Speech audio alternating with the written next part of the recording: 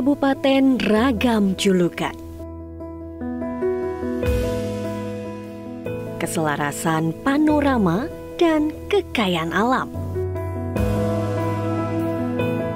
Ekspresi masa lampau. Mengangkat canting, menemukan titik hening. Melukiskan sebuah citra muasal.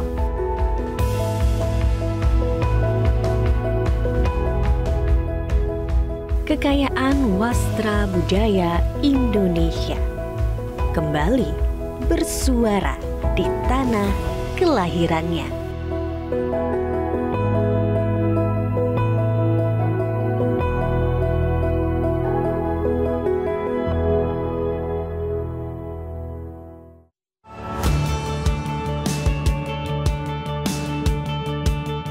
Kabupaten kecil di Jawa Tengah syarat akan budaya dan sejarah. Peran Wali Songo dalam berdakwah tak lekang dari citra Kudus sebagai kota santri. Lihatlah Masjid Menara Kudus serupa bangunan candi dan melambangkan akulturasi budaya Jawa, Hindu, dan Islam. Masjid dengan menara tumpukan batu bata setinggi 17 meter menyerupai Kori Agung ini dibangun oleh Sunan Kudus. Kota Kretek, itulah julukan lain dari Kudus.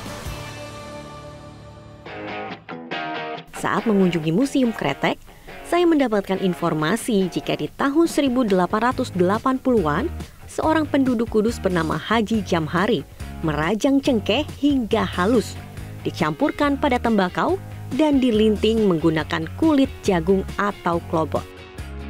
Bunyi yang dihasilkan kretek, kretek, kretek. Tak jauh dari pusat kota Kabupaten Kudus terdapat lokasi wisata hutan pinus di lereng Pegunungan Muria. Ragam kegiatan luar ruang ditawarkan di tempat yang ramah anak ini.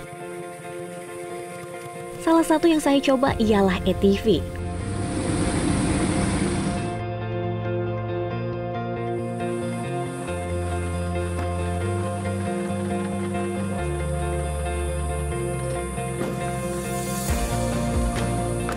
Selanjutnya, saya berkeliling ke desa sekitar dengan naik jeep bersama Mas Ato. Titik pemberhentian pertama, saya dikenalkan dengan tanaman endemik Parijoto di Desa Japan. Menurut legenda Sunan Muria, memang dikonsumsi khususnya untuk ibu-ibu hamil, nanti diharapkan putra-putrinya lebih ganteng. Perjalanan pun dilanjutkan. Saya melihat banyak tanaman kopi. Ini kan saya lihat udah nggak ada buahnya semua ya, ya udah selesai panen. Panen semuanya. Ya. Biasanya nunggu berapa lama lagi sampai panen lagi? Kita berarti nunggu sekitar 10 sampai 11 bulan lagi untuk tahun depan untuk panen kita. Hutan kopi. Terus itu kita masak kopi di rumah, menjemur, sama roasting gitu, bikin beras kopi, bubuk, menumbuk lah, hanya menumbuk kopi lah. Tanaman kopi ini ditanam di ketinggian sekitar 850 meter di atas permukaan laut. Sehingga karakteristik kopi yang dihasilkan ialah Robusta.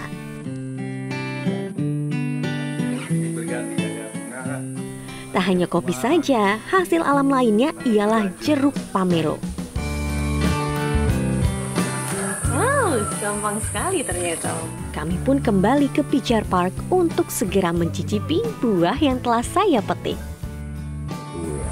Jadi ini dia buah yang tadi kita petik. Mirip banget kayak jeruk Bali, tapi nggak ada bijinya. Coba ya. Manis.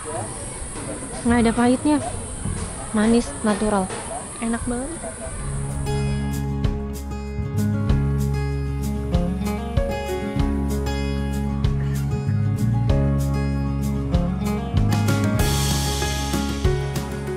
Berjalan di pinggir hutan beralaskan kayu dengan pemandangan yang indah, membawa raga terenyuh dengan udara yang sejuk.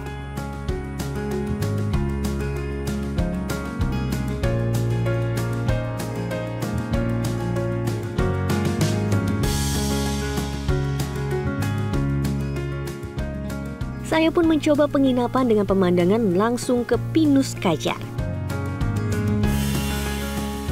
Penginapannya begitu luas. Pemandangannya langsung ke bukit untuk menikmati keasrian pinus-pinus di lereng gunung. Tepat di depan kamar saya juga menjadi lokasi untuk menikmati sunset sambil menikmati nyimit, cemilan khas Kajar dan es buah. Pemandangan yang memesona menanti terbenamnya sang surya di garis bukit pegunungan Muria untuk menutup hari dengan keheningan.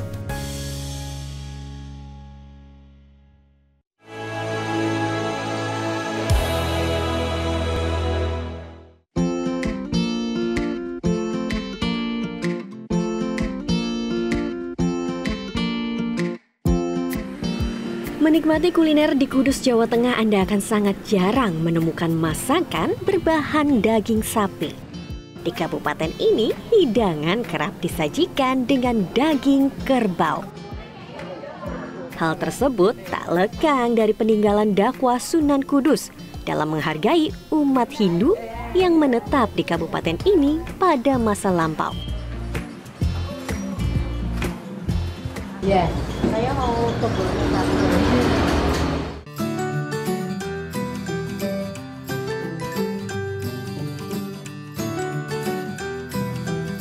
Menurut saya, yang menarik dari hidangan soto Kudus ini terdapat irisan bawang putih goreng. Campuran daging soto ini pun ada seledri, kol, dan tauge.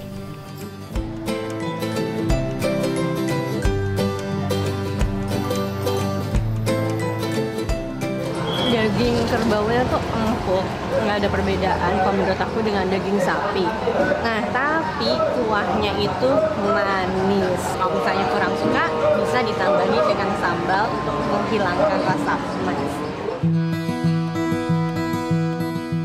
Saya pun melanjutkan perjalanan ke bagian timur Kabupaten Kudus, Pati Ayak. Di sana terdapat wisata rumahan dengan memori masa lalu. Selamat datang Kak. Ini terutama ini rumah sangat jadul banget Kak ya. Dibangun sejak tahun 1945. Berbagai macam tempat untuk spot-spot foto. Juga kakak juga bisa kok pakai baju jadul seperti ini. Boleh, iya, bisa nih bisa, ada. Di belakang sediain semuanya. Saya coba ya Mas? Iya, silakan yuk.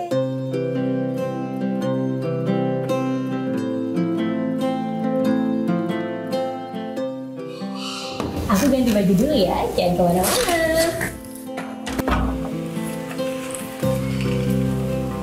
Sugeng rawuh wonten griya jadul Pati Ayak.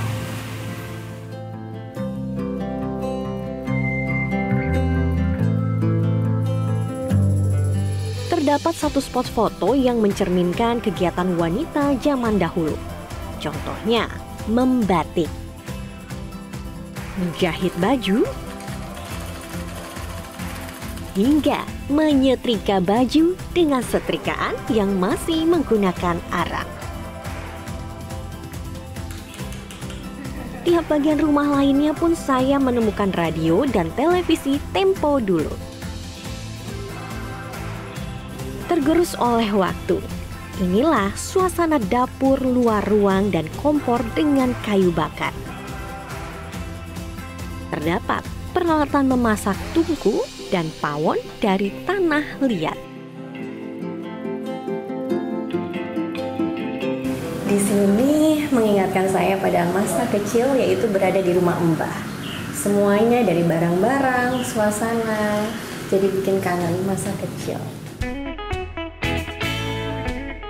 Usai merasakan kenangan masa lalu, kami menuju Bendungan Logung untuk wisata speedboat. Bendungan Logung yang dibangun tahun 2018 ini memiliki luas 3 hektar dengan kedalaman 40 hingga 80 meter.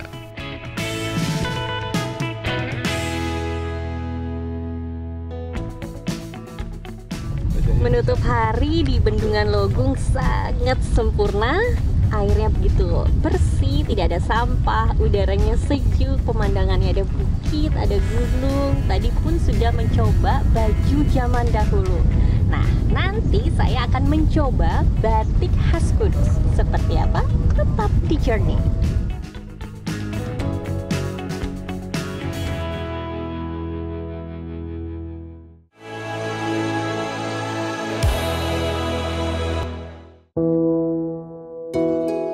Tak hanya dikenal sebagai kota kretek dan kota santri, Kudus menyimpan karya dalam goresan liukan canting, membentuk pola hingga menghasilkan warna dalam sehelai kain.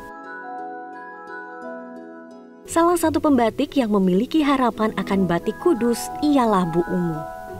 Ia mengajarkan generasi penerus bagaimana membuat pola, membatik tulis, hingga batik cap. Saya pun melihat langsung bagaimana anak-anak ini dengan telaten, ulet, dan tekun dalam belajar membatik. Kalau ini motif batik kretek ya. Batik kretek. Ya, ini menggambarkan tembakau sama cengkeh. Pembatik saya itu kalau nyanting sampai tembus, Mbak. Oh, tembus sampai belakang. baliknya, betul. Jadi nanti ketika diwarna itu kelihatan bagus semua. Batik cap itu batik yang di capnya itu sudah bergambar. Jadi sudah ada motifnya. Dicetakannya itu ya, sudah motif. Iya. Nah, kalau baju yang saya pakai ini kan batik Kudus juga ya, Bu ya? Iya, betul. Ini Bikinan saya. oh, bikinan Bu Umu ini. Oh, ini motif apa ini, Bu? Motif dahlia. Oh, ini motif dahlia. Iya. Tapi ini batik tulis atau batik cap Ini nih, Bu? juga batik cap, Mbak.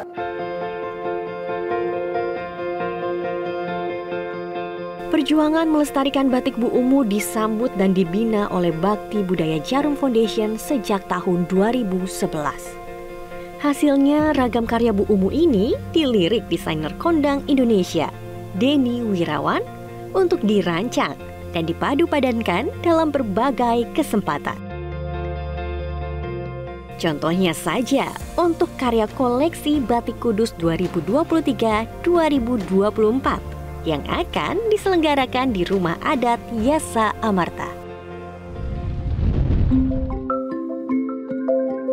Inilah Yasa Amarta, gambaran rumah adat Kudus yang menorehkan perpaduan budaya Islam, Hindu, Tionghoa, dan Eropa. Rumah adat Kudus umumnya dibuat sekitar 400 tahun yang lalu. Biasa disebut joglo pencu. Terbuat dari kayu jati, rumah adat ini dibangun tanpa menggunakan paku atau dengan sistem knockdown. Hiasan utama bagian atap berbentuk tembakau yang disebut mahkota pencu. Bagian luar rumah terdapat pintu dorong dengan ukiran pola sampar banyu atau gelombang air. Sedangkan ruang keluarga disebut gedongan yang disangga atau ditopang oleh 4 tiang soko guru. Bagian kamar tidur pemilik biasanya disebut sentong. Saat melihat ke langit-langit, saya menemukan tumpang sari dalam dengan penuh ukiran sebanyak 11 tingkatan. Nah, yang menarik dari rumah adat Kudus yaitu soko gender atau tiang yang ada di depan pintu ini. Jika di sebelah kiri artinya milik perempuan. Jika di sebelah kanan artinya milik laki-laki. Karena di sini di sebelah kiri artinya rumah adat ini yang mempunyai ialah perempuan.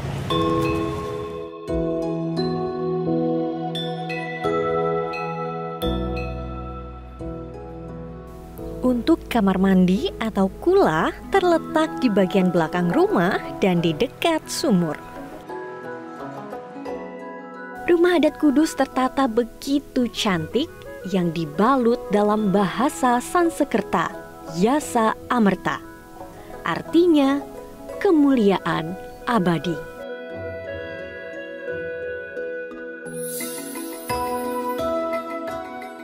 Sandhya Kalasmara, Perayaan Sewindu, kolaborasi desainer Denny Wirawan bersama Bakti Budaya Jarum Foundation menghadirkan koleksi terbaru Batik Kudus. Dan di dalam setiap lembaran kain batik pesisir itu, kita bisa melihat aneka kisah. Tamu undangan yang hadir akan merasakan gaya khas kebaya encim yang dipadupadankan di dekade 1930-an hingga 1950-an.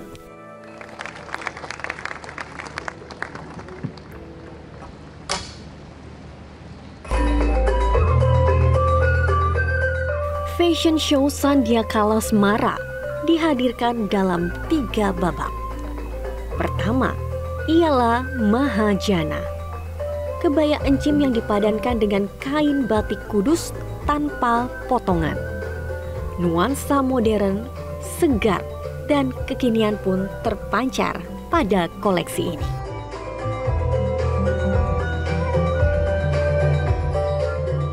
Saya pun menyaksikan bagaimana kenangan di masa lalu tentang kejayaan batik kudus.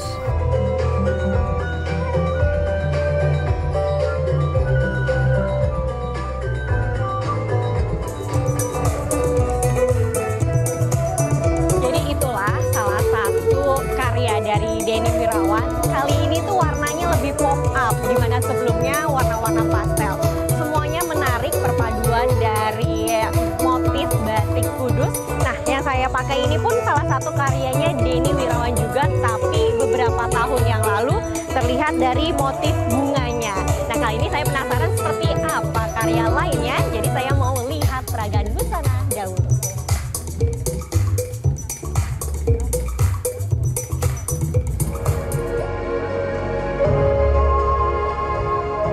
Babak kedua bertema Asmara Dana.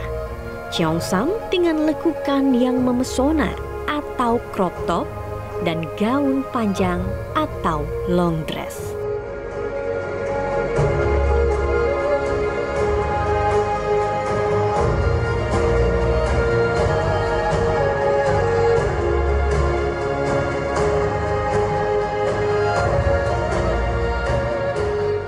Asmaradana terinspirasi dari kebangkitan industri di Tiongkok pada tahun 1920-an.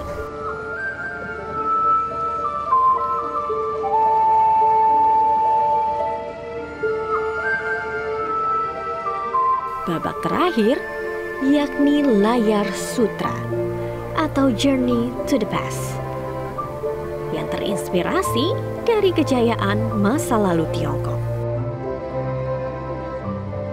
Denny Wirawan menghadirkan koleksi dalam siluet gaun malam, gaun panjang, mantel panjang dengan tambahan akses bordir, payet, dan detail 3 dimensi.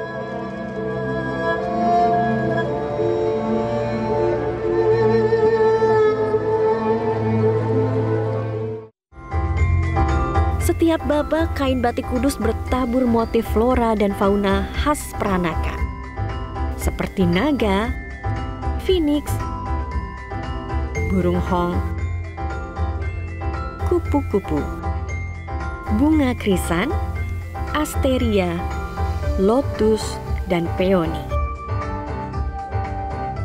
Sedangkan warnanya dominan warna pastel serta warna-warna tradisional Tiongkok seperti merah, kuning, dan hijau. Aku kagumnya dengan koleksi Denny kali ini bahwa Denny bisa menggabungkan antara histori atau sejarah dari batik kudus itu sendiri, dan luar biasanya Denny bisa mengejawantahkan histori itu ke dalam bentuk suatu koleksi yang wearable, tapi juga glam, tapi juga tidak hilang kekiniannya. Oke, berarti setiap tadi model yang berjalan gitu itu menjadi sebuah cerita dalam satu sosok gitu ya? Betul, Minanti, betul banget. Mas Denny, congratulations. Terima kasih. Sandiakala Semara. Ya. Nah, kali ini koleksinya itu bisa diceritakan tidak? Terinspirasi dari mana sampai semua koleksinya wah menakjubkan. Terima kasih. Lebih banyak mengeksplor lagi motif-motif yang asli, yang otentik, karena memang batik dengan cikal bakal dari batik pesisiran gitu, karena terletak di daerah utara, dan batik pesisiran itu mempunyai ciri khas yang sangat khusus gitu ya untuk motif-motifnya, dan itu yang mencoba saya bersama tim saya mengembangkan menjadi motif-motif yang lebih baru. Jadi kalau yang hari ini tadi disaksikan itu adalah sudah konsep yang kesekian kalinya yang kita coba tampilkan yang berbeda dari tema-tema sebelumnya. Bagi Denny, koleksi Sandia Kalasmara tak hanya sekedar busana, namun juga sebuah perjalanan budaya dan kreativitas yang mempertemukan masa lalu dan saat ini dengan harmoni. Metro TV. Download Metro TV Extend sekarang.